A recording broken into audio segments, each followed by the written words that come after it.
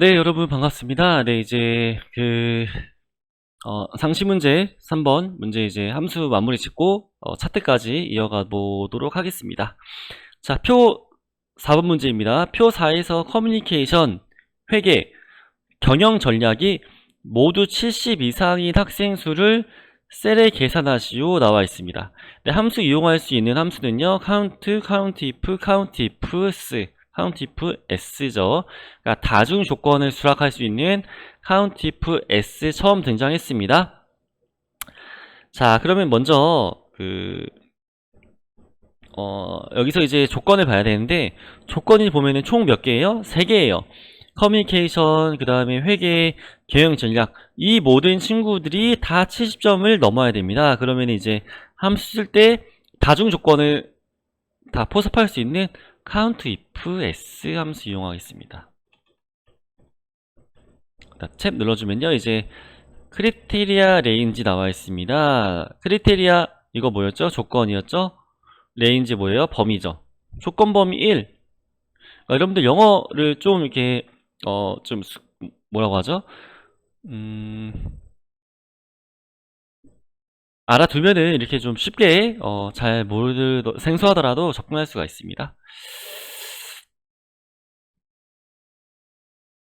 자, 그럼 첫 번째 조건은 뭐예요? 첫 번째 조건은요, 이제 커뮤니케이션 과목. 커뮤니케이션 과목이 자 전체 요 친구들 범위 중에서 컴마 이상이어야 돼요. 상따옴표 이상 70점. 첫 번째 크리테리아 1, 첫 번째 조건이죠. 이 범위 중에서 70점 이상 넘느냐? 자, 이게 뭐예요? 그럼 또 크리테리아 2죠. 크리테리아 레인지 2입니다. 자, 컴마 요 친구들 중에서 컴마 쌍따옴질 또 70점이 넘느냐?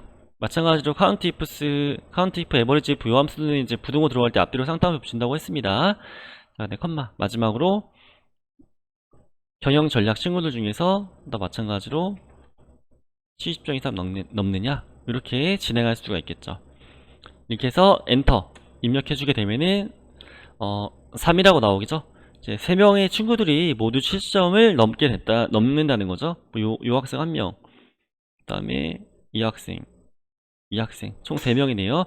이렇게 해서 다중 조건에 대해서 어느 정도 이게 수가 어느 정도 친구들이 가지고 오냐? 이런 것들도 이게 이렇게 가지고 올 수가 있습니다. 자, 마지막 문제 보도록 하겠습니다. 자, 마지막 문제는요, 표 5번이고요. 요거는 이제 학과의 앞 세 문자와 학과의 요 앞 세 문자와 그 다음에 입학일자 연도 요거죠. 요거를 이제 이용해 가지고 입학 코드를 표시하시오. 입학 코드를 표시하시오 나와 있습니다. 자, 입학 코드는 어떻게 표시해요? 첫 번째 조건 보니까 첫 번째 이 화살표 보니까 입학 코드는 학과의 첫 글자만, 자, 학과의 첫 글자만 대문자로 입력하고요. 이거는 프로퍼 함수 이용해서 할 수가 있습니다. 그 다음에 입학일자가 이제 150301 같은 경우에는 앞에 연도만 추출해서 가져오라는 거죠. 이제 프로퍼 함수 이용해 가지고 여기 이 값을 가지고 오고, 그 다음에 연산자 이용해 가지고 이거 좀 그리는 거 잘 못해가지고 연산자 이용해가지고 연산자 뭐 이렇게 이용해가지고 이하함수 이용해가지고 요거 입학일자 가지고 오고 이렇게 진행하면 될 것 같은데, 이게 프로팝 에다 이제 프로퍼에다가 그대로 가져오면 안되고 레프트 함수 씌워가지고 요거만 또 가지고 와야겠죠.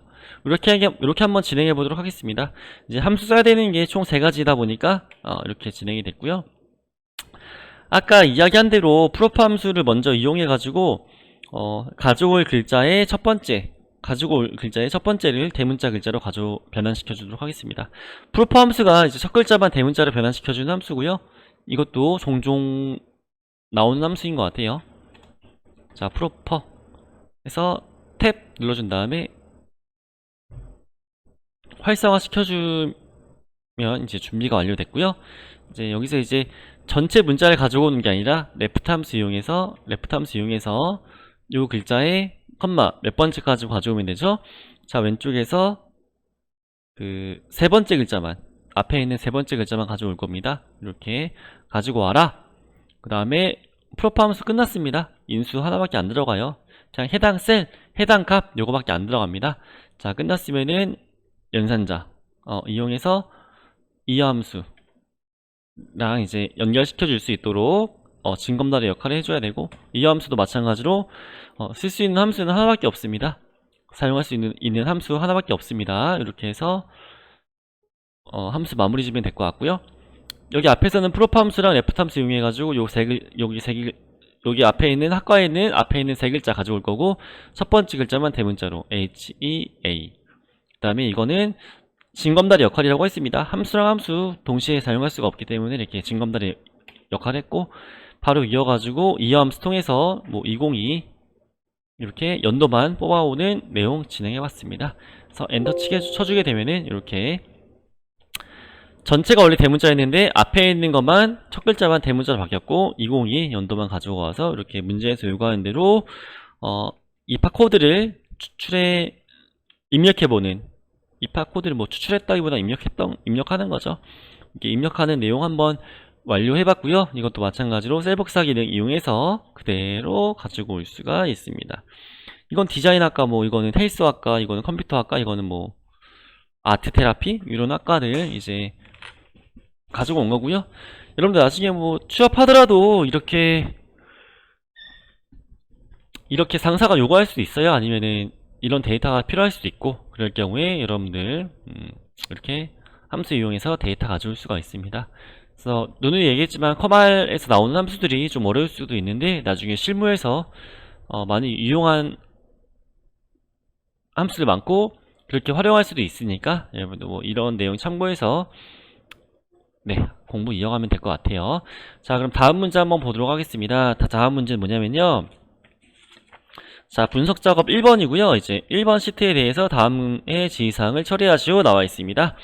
자, 이거는 뭐예요? 부분합 기능 이용해서 소양, 인증, 포인트 현황표에 그림과 같이 학과별 합계의 최대값을 계산한 후 기본 영역, 인성봉사,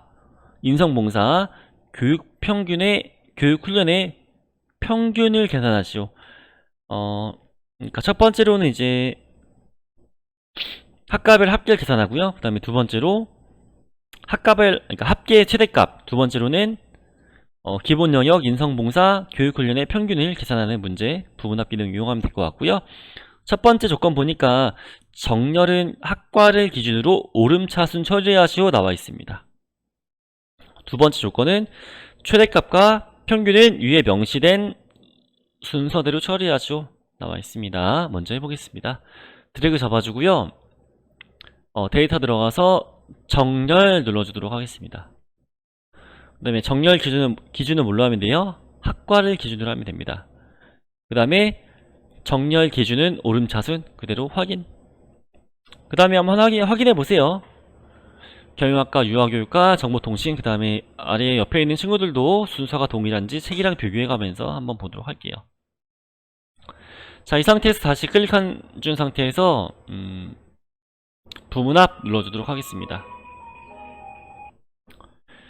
자, 했으면은 이제 그룹화 항목은 학과로 되어 있고요. 첫 번째로 할 거는 합계예요.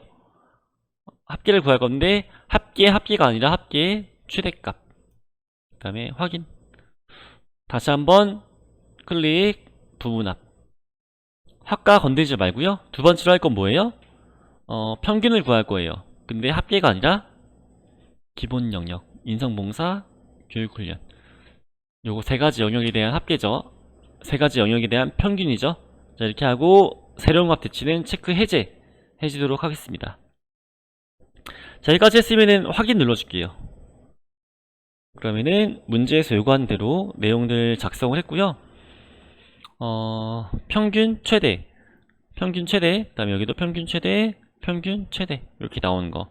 데이터 값도 다 동일하죠. 데이터 값도 다 동일한 것까지 확인을 했습니다. 여러분도 문제 풀 때 이렇게 마지막으로 검증하는 작업 한 번씩 이어가면은 마이너스 되는 점수 없이 온전하게 점수 10점이네요. 이것도 10점 다 챙길 수가 있습니다. 자, 분석 작업 2번 들어가가지고요. 이거는 데이터 통합 기능입니다. 지난 시간에 피벗 테이블 이용했는데 조금 더 쉬운 내용이죠. 자, 먼저 여기 드래그. 이거는 아마 첫 번째 시간에 했던 것 같아요. 그 통합 기능. 드래그 데이터 탭에 들어가서 통합 열어줍니다. 자, 그 다음에 문제에서 요구하는 거는요, 이 친구들의 문제를 보니까 이제 데이터 도구의 통합 기능을 이용해서 표 1, 2, 3번에 대한 학과별 정보 인증, 국제 인증, 전공 인증의 합계를 표 4의 G5부터 I8 영역에 계산하시오. 나와 있습니다. 자, 그러면은 이제 문제를 구할 때 지금 합계를 구할 건데 합계를 구할 거예요. 근데 참조 영역을 어떻게 구하냐? 아까 이게 문제에서 봤던 대로 표 1, 2, 3번 다 구할 거예요. 그럼 참조 영역은 이렇게 전부 다 드래그 추가, 또 전부 다 드래그, 아이고, 전부 다 드래그 추가, 전부 다 드래그 추가. 이렇게 세 가지 표 1, 2, 3번 1, 2, 3번 다 이렇게 드래그 잡아주면 되고요. 이 첫 왼쪽 열은 사용할 레이블로 지정해주면은 여기서 알아서 데이터 값을 가지고 데이터 값 맞게 그 컴퓨터 요 네 가지 항목에 맞게 합계를 구해줄 수 있습니다. 자, 확인. 자, 그러면은 표 3개의 점수에 대해서 합계를 구해가지고 데이터를 가져온 모습 볼 수가 있습니다. 이거는 어떻게 보면 피벗 테이블보다 조금 더 쉬워요. 피벗 테이블보다 좀 더 쉬우니까 간단하게 이렇게 완료를 할 수가 있습니다. 지금 방학인데 학교에 아무도 없어요. 거의 학교에 아무도 없이 이렇게 학교에 나와가지고 이렇게 여러분들 영상 촬영하고 하는 게 좋은 것 같아요. 왜냐면 또 이제 북적북적거리고 애들 왔다 갔다 거리고 선생님들 왔다 갔다 거리고 이렇게 뭐 공사하고 이런 거보다 이렇게 조용하고 적막하니 이렇게 학교에 나와가지고 만드는 게 재밌고 보람된 일인 것 같습니다. 네, 그럼 여기까지 해가지고 이제 분석 작업 2번 완료했고요. 매크로 작업 이어가도록 하겠습니다. 첫 번째 문제 보도록 할게요. 1번 문제 24에서 28. 자, 24에서 28 영역에 대해서 총점을 계산하는 매크로를 생성하시오. 자, 매크로 이름은 총점이고요. 총점은 소양 인증 플러스 직무 인증. 이거 더하기 이거죠. 이거 더하기 이거를 여기다 구해줘라. 개발도구 삽입 양식 컨트롤의 첫 번째 단추를 이용해서 영역을 설정한 다음에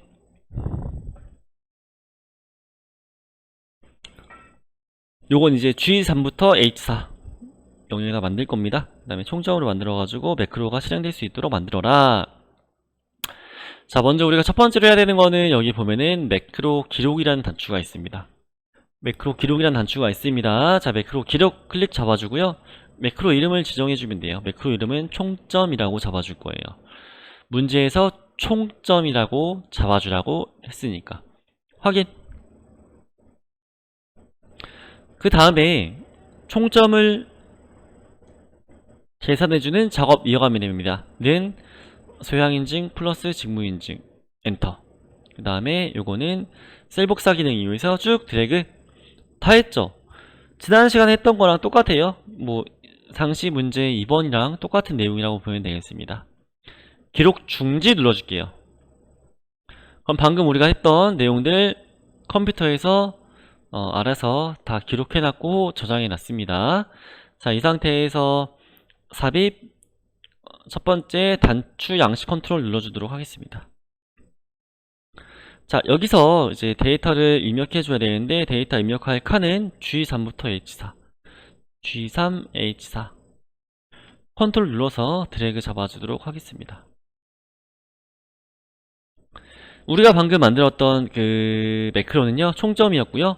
매크로 이름 그대로 총점 클릭해서 확인 눌러주도록 하겠습니다. 자, 단추 이름은요, 이름은 총점이라고 변경시켜 주도록 할게요. 데이터 지우고 이거 눌러봐도 네, 총점 그대로 가져오는 거 확인할 수가 있습니다. 총점 그대로 가져오는 거 확인할 수가 있습니다. 네, 총점 그대로 가져오는 거 확인할 수가 있습니다.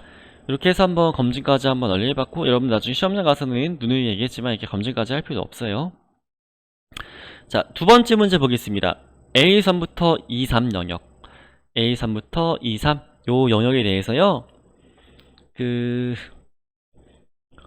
채우기 영역색으로 표준색 노랑을 적용하는 매크로를 생성해서 실행하시오 나와 있습니다. 매크로 이름은 채우기고요. 도형은 삽입에서 빗면, 삽입 도형에서 이건 액자고 기본 도형에 있네요. 기본 도형에서 빗면 요거 이용해서 만들려고 합니다. 매크로 이름은 마찬가지로 채우기로 지정해 줘야 됩니다. 자, 그럼 먼저 개발 도구 들어가서요, 매크로 기록 눌러주도록 하겠습니다. 자, 매크로 이름은 뭐였어요? 채우기. 확인 눌러주도록 하겠습니다. 자, 여기 기록 중지 나와 있는지 마지막으로 최종적으로 점검 한번 진행해 보도록 하고요. 여기 위쪽 드래그 잡아준 다음에 홈 탭으로 옵니다. 그 다음에 채우기 영역은 요거 노란 색깔 채우기로 클릭 잡아주도록 하겠습니다. 자, 여기까지 했으면 다시 개발도구 와가지고요, 기록 중지 눌러주도록 할게요. 그럼 방금 우리가 여기 채우기 했던 작업 과정이 컴퓨터에 저장이 되었을 거예요.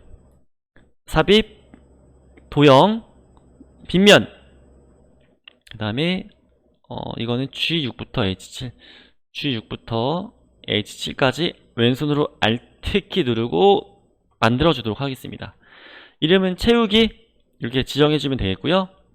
여기는 아직 마우스 갖다 대보면은 이렇게 십자가 모양으로 이렇게 이동할 수 있는 툴이 나오게 됩니다.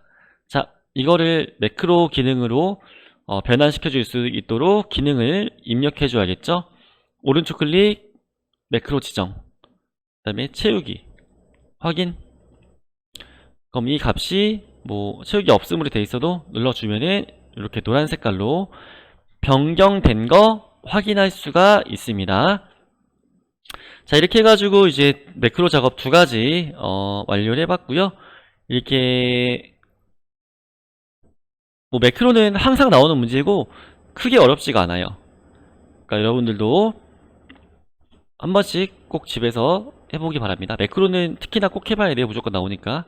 게다가 점수는 10점입니다. 자, 차트 작업으로 넘어가 보도록 하겠습니다. 자, 첫 번째 조건 보니까요, 합계 계열과 2019년의 요소가 제거되도록 데이터 범위 수정하시오 나와 있습니다. 자, 클릭 잡아주고요, 오른쪽 클릭, 데이터 선택 눌러주도록 하겠습니다. 여기서 지금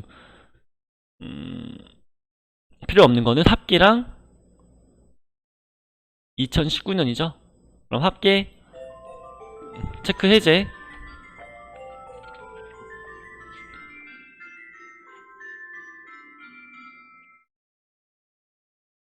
그 다음에 2019년 체크 해제 해서 확인 눌러주도록 할게요.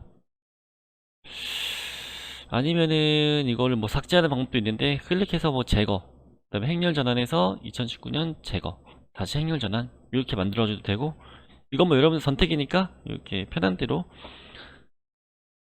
진행하면은 될 것 같습니다.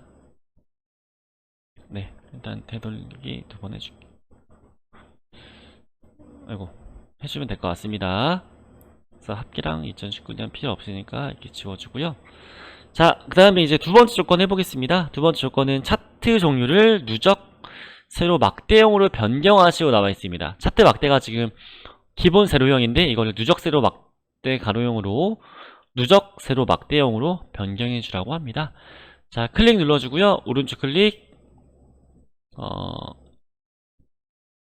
계열 차트 종류 변경 눌러주도록 하겠습니다. 자, 그 다음에 이거는 이제 콤보로 되어 있는데 이거는 가로 막대형 중에서 세로 막대형 중에서 누적 세로 막대형, 세로 막대형 중에서 누적 세로 막대형으로 자 클릭 눌러준 다음에 확인 눌러주도록 하겠습니다. 자 그러면 이 데이터가 파란색은 이게 범례였죠. 파란색은 성적 자각, 뭐 빨간색은 요거, 그 다음에 근로장학은 초록색깔로 누적형으로 이렇게 나와 있는 거 확인할 수가 있습니다. 자 이렇게 해가지고 두 번째 조건까지 완료를 진행해 봤고요. 자 그 세 번째 조건 한번 보도록 하겠습니다. 보면 이제 차트 제목은 차트 위로 지정한 후 A1 셀과 연동되도록 설정하시오 나와 있습니다. 자 그러면은 차트 요소 클릭 잡아주고요. 차트 제목 중에서 차트 위 눌러주도록 할게요. 자 그 다음에 이렇게 선택이 된 상태에서 우리는 지금 A1 셀에 있는 이 친구를 연동시킬 거예요. 자 원래는 여기다가 이제 뭐 데이터를 입력했던 것 같은데, 데이터를 우리가 짐작 입력했죠. 뭐 연도별, 장학금 현황 이렇게 입력을 했는데 이렇게 하지 말고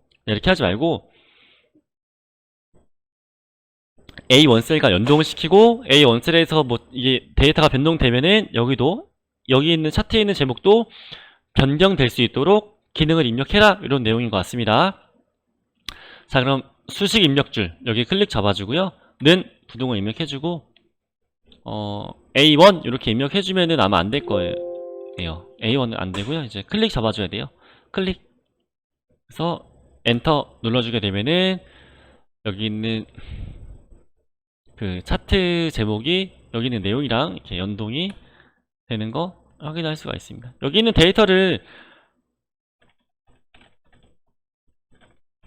변경해주면은 이 차트 제목도 변경되는 거 확인할 수가 있습니다. 자 이렇게 해서 차트 제목 지난 시간까지 뭐 이제 그냥 기본적으로 입력하는 거 해봤는데, 이번 시간에는 연동시키는 거 같이 한번 알아봤습니다. 자 연동시킬 때 주의할 점은 여러분들 는치고 차트 제목 바깥쪽 이렇게 클릭된 상태에서 여기다가 부등호 는치고 내가 연동할 셀을 직접 클릭한다, 이 정도만 가지고 있어도 차트 제목 이렇게 좀 변경돼서 나오더라도 쉽게 무리 없이 문제를 해결할 수 있을 거라고 생각을 합니다. 네 그러면 다음 문제 한번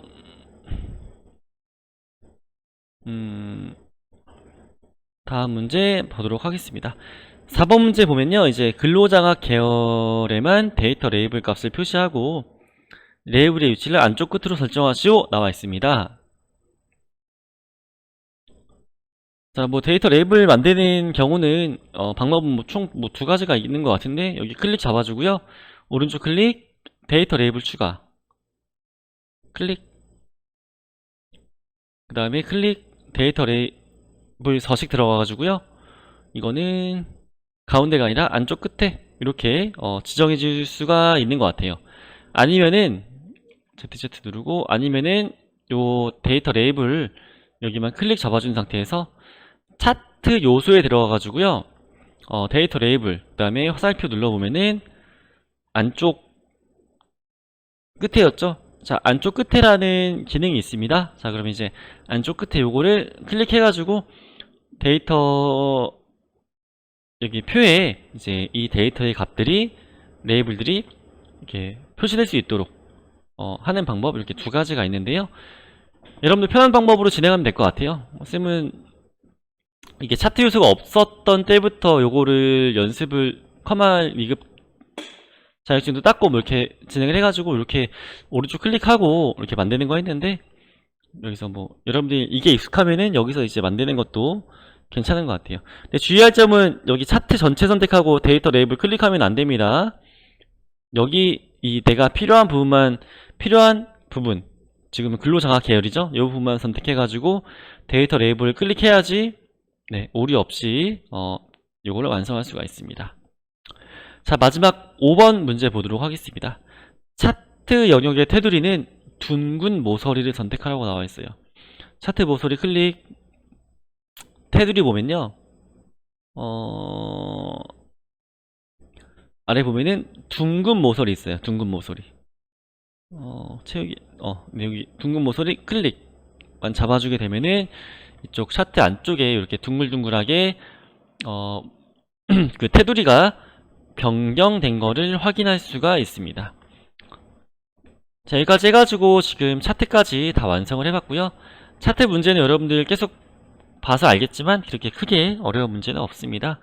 뭐 안되더라도 뭐 진짜 막 안되더라도요, 뭐 안되더라도 여기서 막 어떤 거 이런 거 저런 거 눌러보면은 해결이 되는 거 알 수 있으니까 이렇게 진행하면 될 것 같아요. 자, 여러분 여기까지 진행을 하고요. 또 다음 시간에 다른 모습으로 또 보도록 하겠습니다. 다음 시간에는 상시 영역 문제 몇 번이죠? 4번이죠? 4번 문제 같이 한번 또 풀어보도록 하겠습니다. 네, 고생했습니다.